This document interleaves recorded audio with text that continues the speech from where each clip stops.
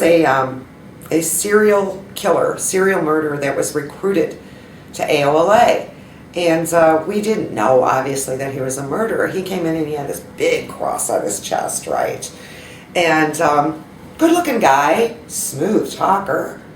And he just claimed he was very religious. And he was very interested in Scientology. And he was smart. And he got through his classes really quickly. And he seemed to be a good worker. And he had this sort of magnetic personality, which is something I watch out for in people these days. It's just like, pardon me.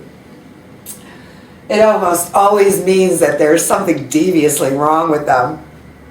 But anyway, he had this magnetic personality, and the person who recruited him, she was what we call the supercargo. She was just under the commanding officer and over the first 3 divisions. And one of those divisions was recruitment, and she had personally, Denise Mulkey, that was her name. She's still in. Crazy woman, she's still in. I liked her then, though. Hey, Denise. Back then, she was just so cool. And anyway, but Denise was all excited because she recruited this like really great guy, and he wasn't even a Scientologist, and we're making him into a Scientologist, and he's got no background of drug history and no background of criminal history, and he just was so perfect. So she just made him right under her, in charge of Hubbard Communications Office, which is all the communications, all the letters in, letters out, all the phone calls, all reception, ethics, plus over all of that stuff. And he was my senior because I've been busted one of 100 times I've been busted, who knows.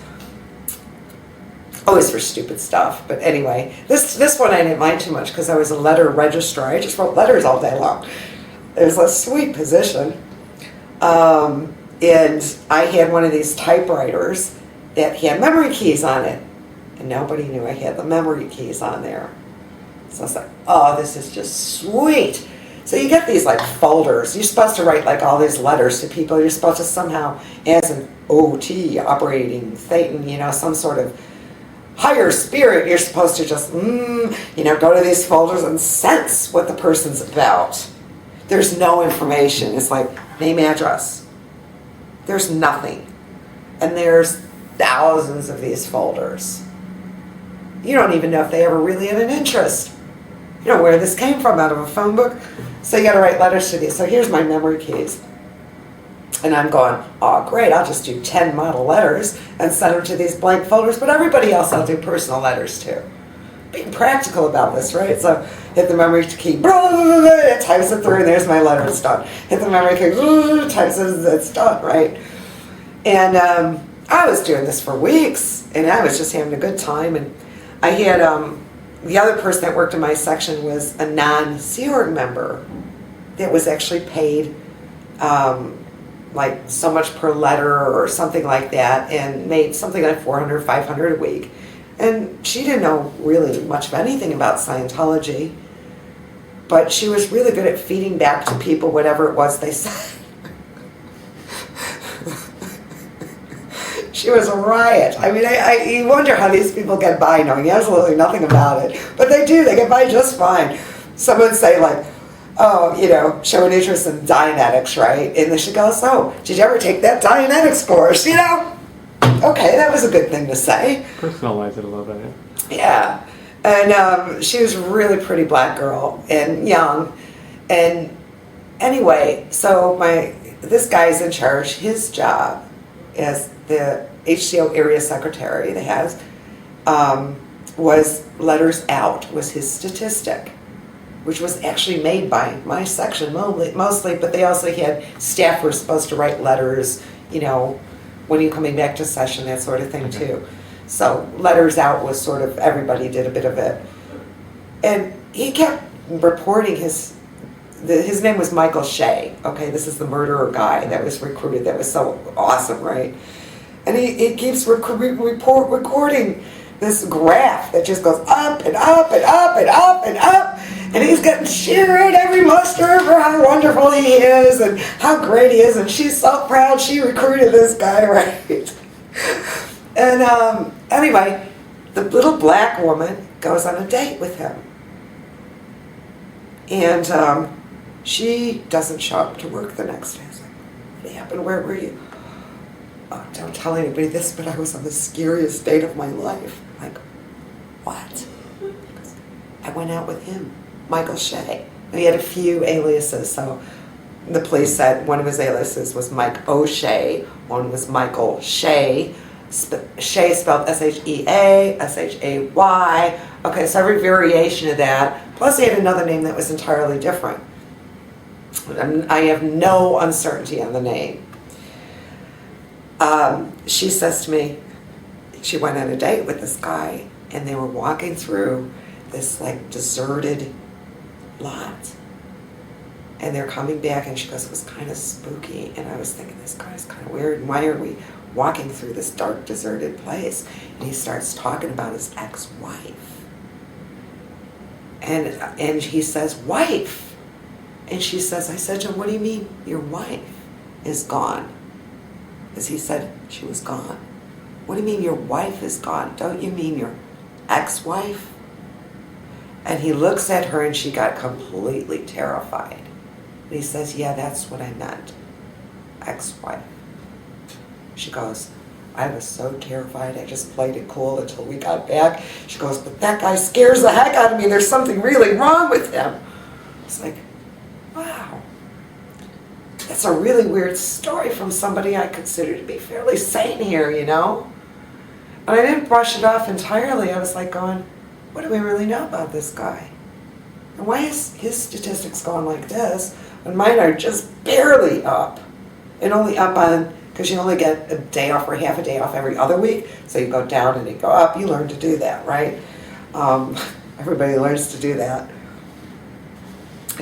And so I was like, huh.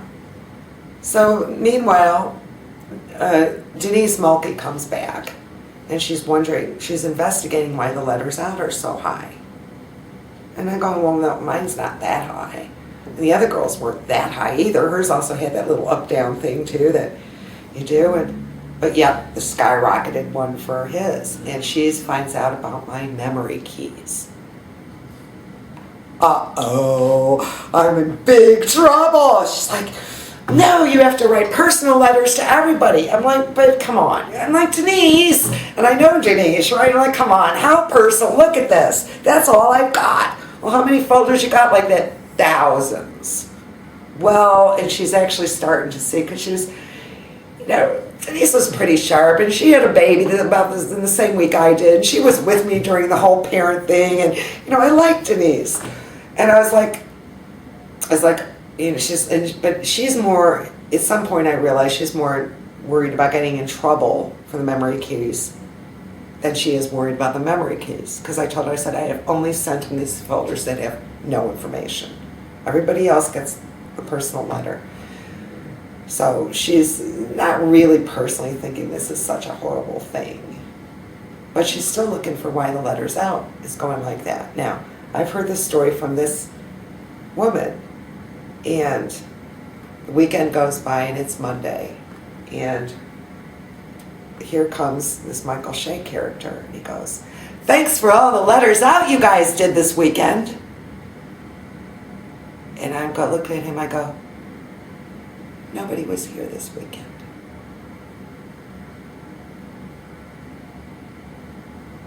And if looks could kill, that's the look I got back from him. And I was terrified to the core. Terrified. And I'm going, he knows I know. He knows I know. He's going to kill me. He is going to literally kill me. And I'm like, oh my God, oh my God, oh my God. Okay, what am I going to do? What am I going to do? Where can I go? What's safe? I was just frantic. I have never felt terror like this. This guy was so evil. And I'm thinking, I must be going out of my mind. Why am I so terrified? All he said was, of course you, and he said back to me something like, of course you did all those letters. And, yeah, right. Oh, somebody else must have been here while you were on your day off. Yeah, that must have been it. He says, because I found all these letters outside the door. So yeah, that must have been it. And I'm going, I gotta get out of here. Right, just terrified. I said, I go to Denise, you're right. I did do all those memory key letters. Send me to the RPF, please. Because it's gotta be safe there, and I've never been to the RPF at this time. So this time I'm actually going, send me. I just want to be alive, right? And I can't, I've never in my life, before or after that, met anybody like that. Just that sixth sense of something very... It was so powerful. It was, the other girl, same thing, when she was on the date, she felt the same way. She took off. She left completely. She left after that? Entirely? She was just gone. I don't know if they ever got her back, like even months later or whatever, but the rest of the story goes like this. So I'm on the RPF, and they realize I'm a volunteer there. Now, that time I'm treated very differently from the RPF person that wants to route out. I'm cooperative, right? I'm there voluntarily. It's people that buck against the system that really get pounded. And I'm not bucking against the system because I'm just so happy to be there. I don't know why I'm so happy to be there. I really don't know. I'm just relieved. I feel safe. Nobody can write me. I can't write anybody else. Nobody can come there. Nobody can recognize me. Michael Shea can't get near me. Well, Michael Shea was trying to get to Int management, to the real secure, nobody gets in at Hemet and at Gold, right? And all these Int Base places. And he's trying to get there, and he was going through security checks, and he finished them. He was about to go where nobody could find him. So all of this is going on at the same time. I'm on the RPF like 3 weeks, and they let me off. And then I find out why. And Denise was nice enough to tell me the whole story. And I also found out from Michael Shea's roommate, who was actually there at the time. He was in the same dorm with him. Michael Shea had let a staff member borrow his car that drove out of state. The staff member went to, I don't know if it was Nevada or some other state, where he was wanted for murder, and for murder of his wife, and for one or two before that. It was a hideous murder. He had apparently chopped the woman up and everything. Anyway, this poor staff member who was just like innocently driving his car gets pulled over by the police, the state police in that area, and he they're like, got guns on him and everything, and they see the car with the license there, they're like, turn him over, and they've got him against the gun on the ground, and they're frisking him and going through all this stuff, and he finally explains to him and manages to get across to him that he only borrowed the car, and the guy that they want is actually over there at the Church of Scientology.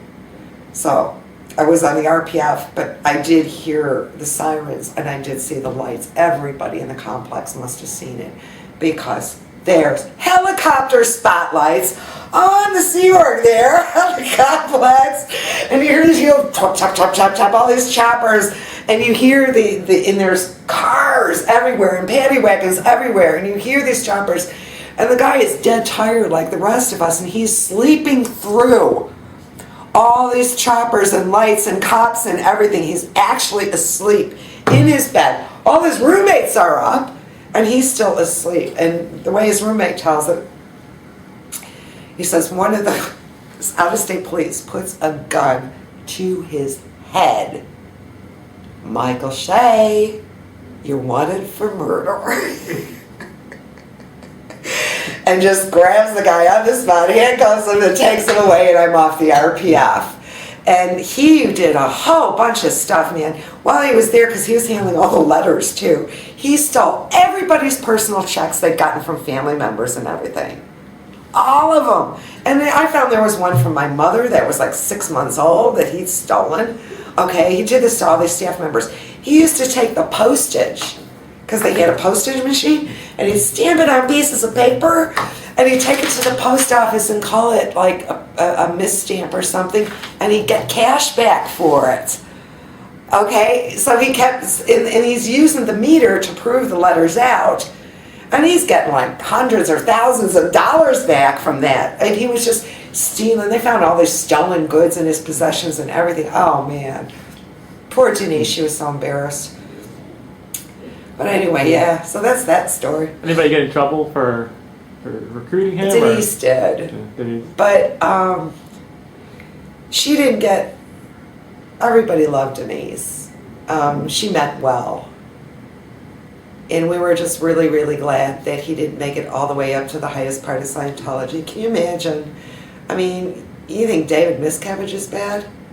This guy was going to soar to the top, just like him.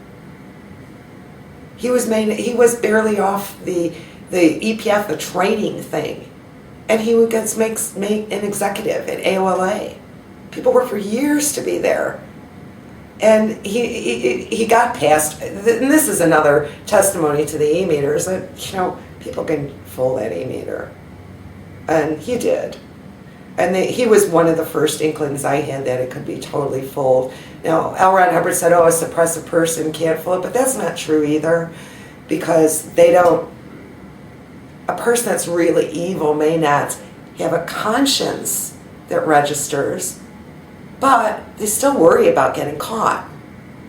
So that stress would register, you know. He's hiding out from the police. That's why he joined the Church of Scientology. So obviously there was a bit of stress where he couldn't do whatever he wanted because he was worried about being caught. So no, I don't think even the most evil person, and he was the most evil person I'd ever met in my life. And people, I've put this story up on ex-Scientology message board, and lots of other people have documented and supported the story. So believe me, I'm not making it up.